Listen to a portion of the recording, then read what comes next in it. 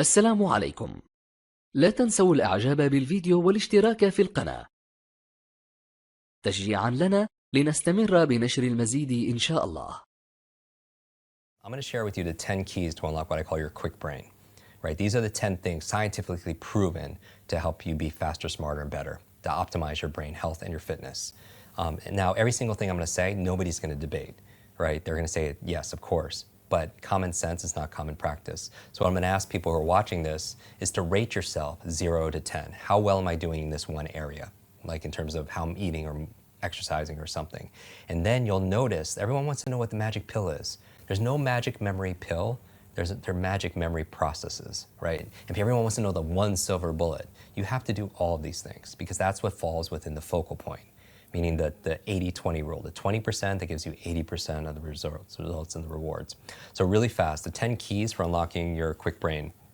People don't even have to write it down because I'll teach them how to memorize them, cool. Right?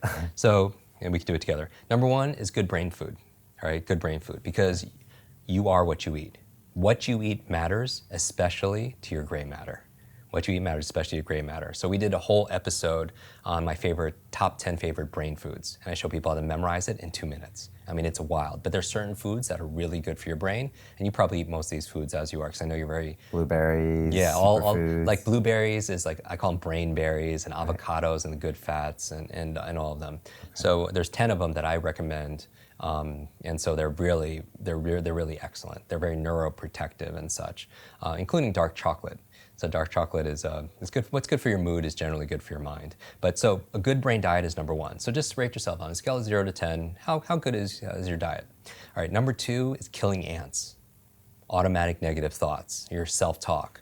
And so what I would recommend people, 0 to 10. How does that feel? How well are you doing? And not only that, but maybe going on a little fast or a cleanse. Like we cleanse the food we eat and things we put in our body, but what about the thoughts that we're putting in our body? Try to do 30 days of no negative thoughts. I mean, yeah, one day, or not complaining or something like no that. Complaining challenge, because it's just, again, people get so addicted to these things like complaining and whatever you're rehearsing. You're literally rewiring your brain to get more of that. It's not law of attraction. There's a law of action that's going on. That makes it, because all behavior is belief driven. And so you're wiring your brains to be really rehearsing those things. That's why they say that the fearful person, like a fearful person dies 1,000 times, like a coward dies 1,000 times in their mind, and like a brave person dies just once. Because every time you're rehearsing, oh, I'm scared of public speaking, you do it over and over again, not only do you get the fear of it every single time, because your mind doesn't know the difference between something you vividly imagine and something that's real. Literally, if you were to put on a brain sensing device, the same part. So the third thing, exercise. Okay. People, really, we know. Number 4, brain nutrients. And this is a subject that comes up because a lot of people travel, they have fast food lifestyles, and but maybe they're lacking in certain supplements. And what I would say is, I'm not a nutritionist, I'm not anything that ends on an ist, but go to a doctor, a good functional medicine doctor, have a blood test, and I say the same thing for diet. When people say what's the best, do food sensitivity tests, see what your blood says. Red, yellow, green. Red, stay away from. Yellow, sparingly. Green, and see how you flourish on it afterwards, right? And then test it. But same thing with nutrient profile. You can see what you're deficient at. Because if you're low on B vitamins, if you're low on DHA, then you're going to have cognitive issues, right? So fifth thing that you want to optimize your brain is positive peer group. We know who you spend time with is who you become, and it's not just a positive thinking, affirmation quote. Literally, you have mirror neurons, and your mirror neurons in your nervous system is when you could watch a sport or watch a movie and you could feel what they feel. It's what or you have empathy for other people. We're always imitating people, right? And so who you spend time with is who you become, because you're imitating their habits, their behaviors, their thought patterns, and everything. 6th thing for your brain, clean environment. We know a clean environment is good for your brain. At an anecdotal level, when you clean your desk or you clean your laptop off, you have clarity of thought, right? But I don't just mean that. I mean clean air, clean water, because there's a lot of pollutants that's not good for your cognition, right? Okay. So from there we have number 7, sleep. This is a big one for so many people, Brian. I don't know how your sleep is, but... It's getting better. Yeah? Yeah, but I've always tried to hack it and work on it. And I've done the screen thing and the blue light, but look, it can be better. Yeah, I mean, sleep is so important for your brain for 3 reasons. Number 1 is where you consolidate short to long-term memory. Everyone who pulled an all-nighter back in university, that hurt you because you need that sleep. Number two, it's where you clean out the plaque that could lead to brain aging challenges. And that's what the latest research is saying in terms of leading to dementia and such. And then the third reason is because when you dream. And here's the thing, you're like, what does that have to do with anything, Jim? It's like, you don't know how many amazing ideas and invention, literature, works of art came in dream states. Like, did you know, like I mentioned Mary Shelley, here in London, Frankenstein came to her in a dream. Paul McCartney came up with Yesterday in his dream.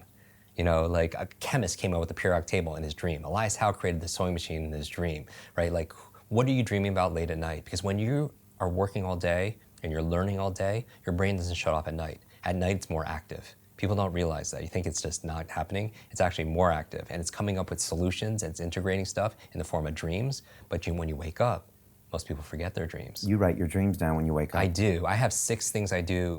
In my morning routine episode where I talk about the very first thing I do is the 6 steps on how to remember my dreams, because there's gems in there. Every single day there are insights and inventions and things that my unconscious is just, and that's how you get like all that extra. Number 8 is brain protection, meaning that, like I work with a lot of athletes, high performer athletes. Concussions are a big deal, right? And I've had a number of TBIs, traumatic brain injuries. But not just that, I did a whole episode on electromagnetic fields. Like, people don't realize that like our smart devices, like our brains didn't really evolve to have like all this electricity like right by our brains, And I read recently that 90% of kids sleep with their phones underneath their pillows. I mean, who knows the effect that's having? So better avoid it. Protect your brain. Okay. Wear a helmet. And then finally, 9 and 10, ninth key to keeping your brain alive is new learnings, right? The neurogenesis and neuroplasticity means neurogenesis, you could create new brain cells the day you die. Science never thought that. Neuroplasticity is saying you could create new connections, meaning that Einstein's brain wasn't bigger than any of ours. In fact, it was smaller, but parts of his brain were very highly connected because he would do these theta state brain thought experiments, and every single time you have a new thought, you may create new connections, right? And so the way to improve neurogenesis, neuroplasticity, 2 things, novelty and nutrition. Okay. Just like when you're an athlete, just like training your body, you give it novelty or stimulus, and then you feed it with nutrition, right? And so that's how you build your mental muscles too. Finally, number 10, stress management. Stress management, meaning people don't realize it because it's invisible, but it's like you don't realize how much stress you're under until you're on vacation or you're getting a massage. You don't realize because it's all there all the time. It's like the fish that they don't see the water because it's there all the time. So what are we doing to cope? Meditation, relaxation, massage, yoga, whatever it is that gets us